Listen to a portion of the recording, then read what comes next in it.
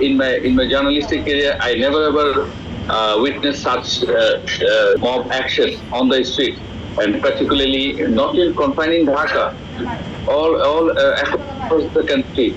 Even yesterday, according to our reports, at least 108 people died throughout the country.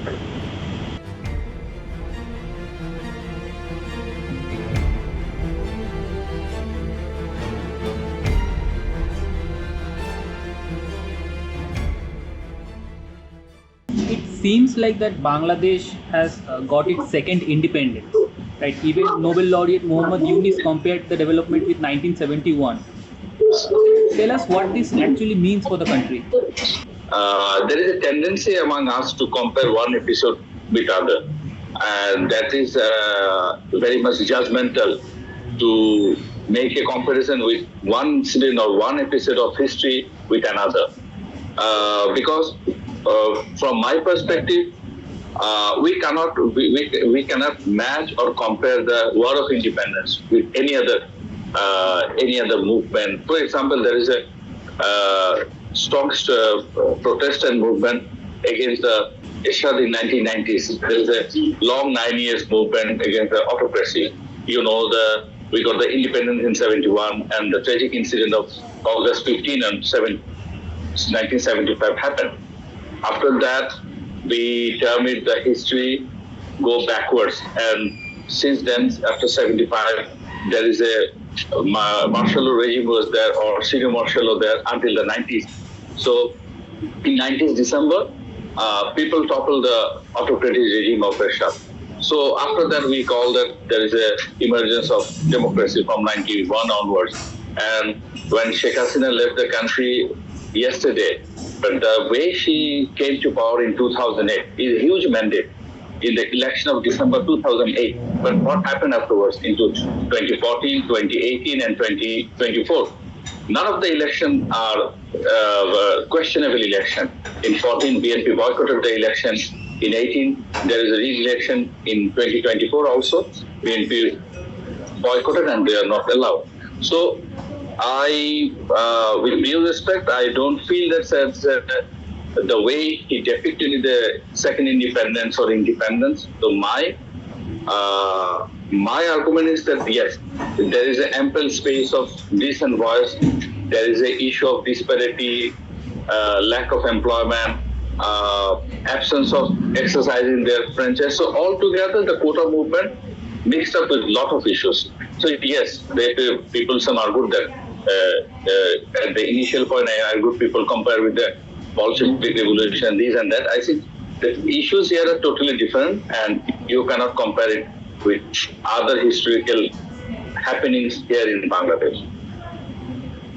Right, bhai, will the situation put Bangladesh on the back foot of geopolitically?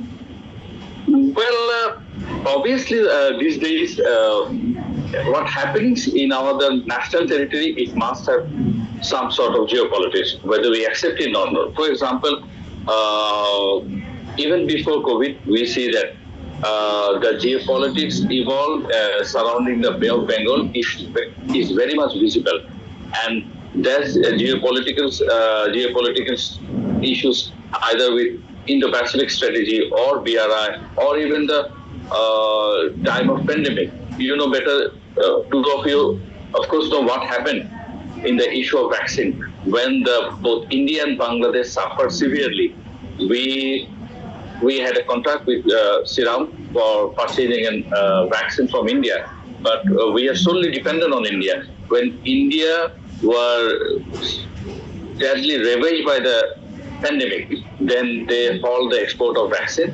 Then we are in a serious crisis. Then the issue of there is a negotiation with China, Russia, and so this sort of thing features in last few years. I precisely mentioned, for example, the visit of President Xi Jinping in 2016. If you remember, in 2016 October, he landed embarked in the historic visit, and subsequently there is a 27 projects, more than 20 billions, and projects and financing invested announcement. and all of a sudden we think that the geopolitical issues come up very largely. And after President Xi Jinping visit by December, the then Indian Defense Minister Manohar Parrikar flew to Dhaka with a draft defense deal, and the next year, April 2027, we signed the defense MOU with India. So the issue of geopolitics is always there, for particularly from that point. If I will say, but though that is featured prominently in 2016, that is more or like that. And as you asked me whether the change of the regime, whether the geopolitical feature or not, definitely. If I recall, refer the issue of Prime Minister Sheikh Hasina's Delhi and Beijing visit, there is some sort of rumor that since Sheikh Hasina attended the swearing-in ceremony of Prime Minister Narendra Modi within the short span of period, she couldn't embark her first bilateral trip to India. So there is a rumor, and in the political quarter particularly, because the date for the Beijing visit also been there, but negating all sort of rumor, she ultimately landed in Delhi to embark her first bilateral trip, and then the next month she went to Beijing.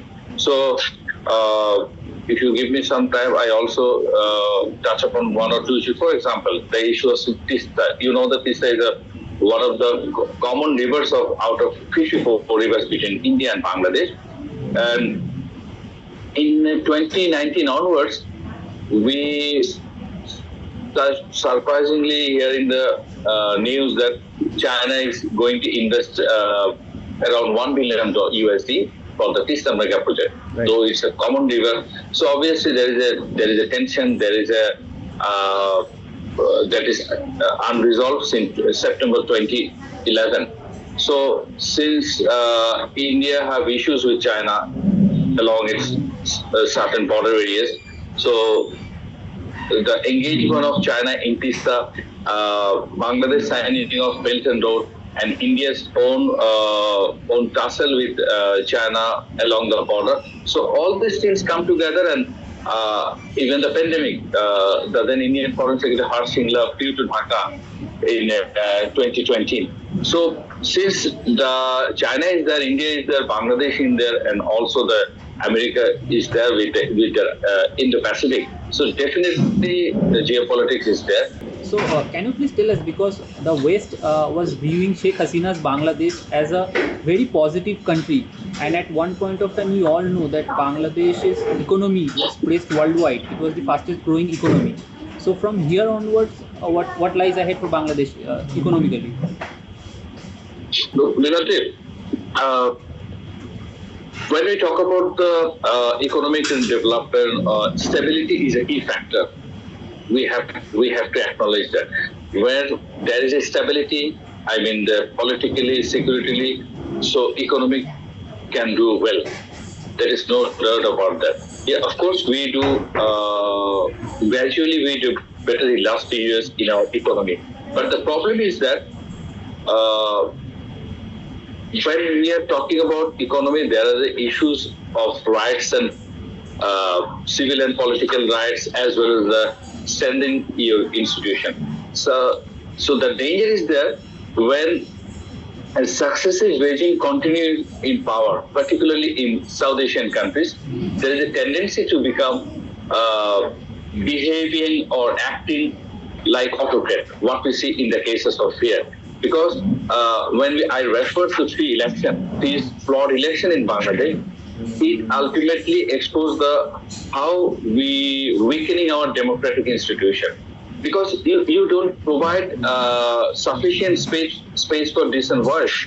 You don't address the issue of rights, human rights. So what happened?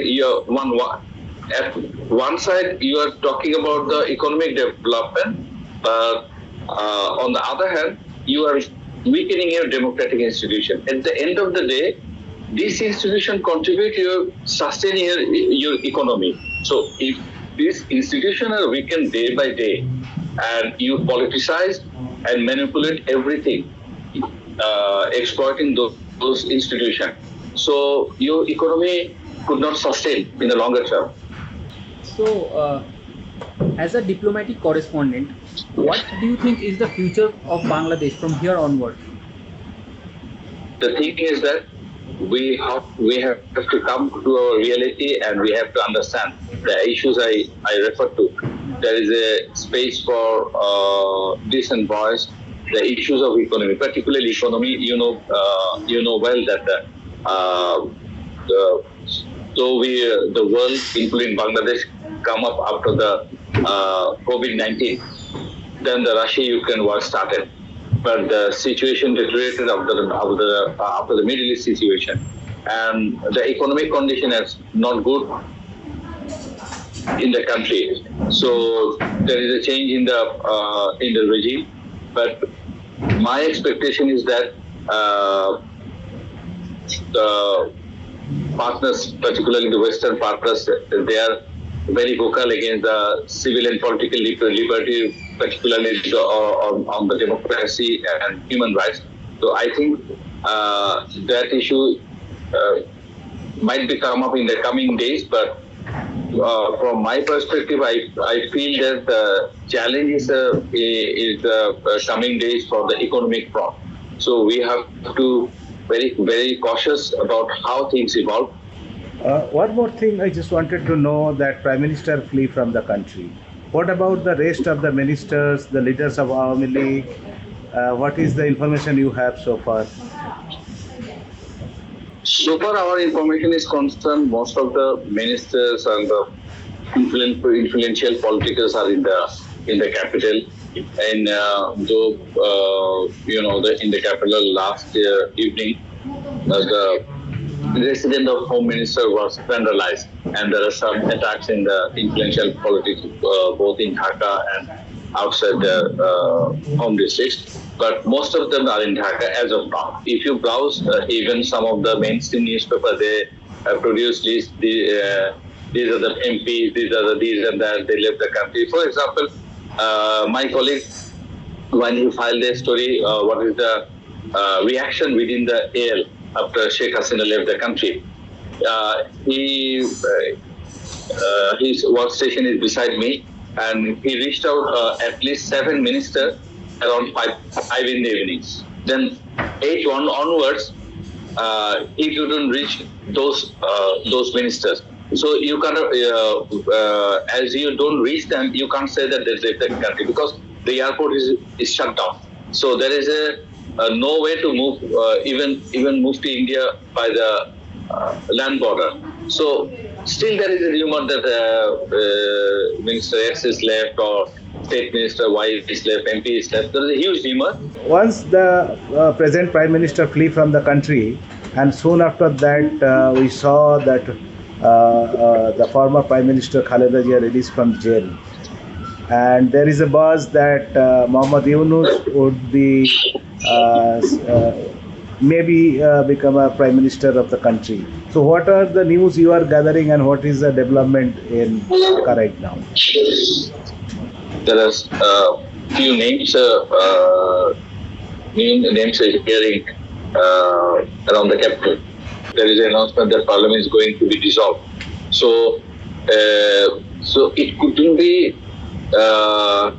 foreseen that he could be the Prime Minister, because for Prime Minister there should be the election, there should be the formal process to pick anyone as a Prime Minister. So far we know that the structure will be the sort of interim one, and already the Student Forum floated the name of the Professor Yunus as their choice. But as I mentioned earlier, the Army Chief yesterday sat with the civil society representative as well as some politicians. And later in the day, the political parties delegation met with the president. And as of now, I have heard that by afternoon, all the political parties will nominate and share some names probably to the president office as their proposal, and from those lists the people could be picked as representative of the caretaker interim government. So That is right, and that is the so far update.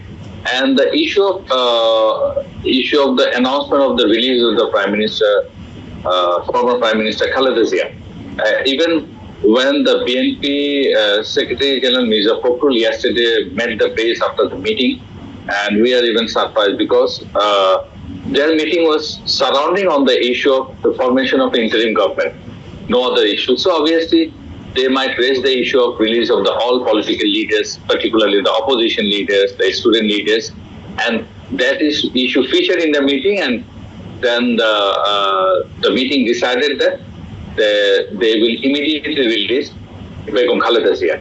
And when after the meeting, the press note issued from the Bongo Bhavan, I mean the President House, that issue referred in the press note. And at night when the President made a speech to the nation, that also the issue also touched upon. So it was initially a surprise, but because the meeting was surrounding only for the interim government. Since BNP was there and the other political parties, particularly the opposition alliances, is there, so those issues might be raised by them, and at some point there is an agreement that they will release, and not only Khaleda Zia, even Mirza Fakhrul claimed that they will take initiative to bring back their leader Tariq Rahman from London. That was also there on record, and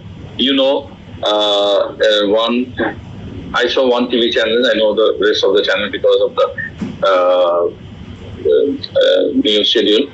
That for the first time we saw that the video message was televised in one of the satellite channels in last evening. That is also very interesting.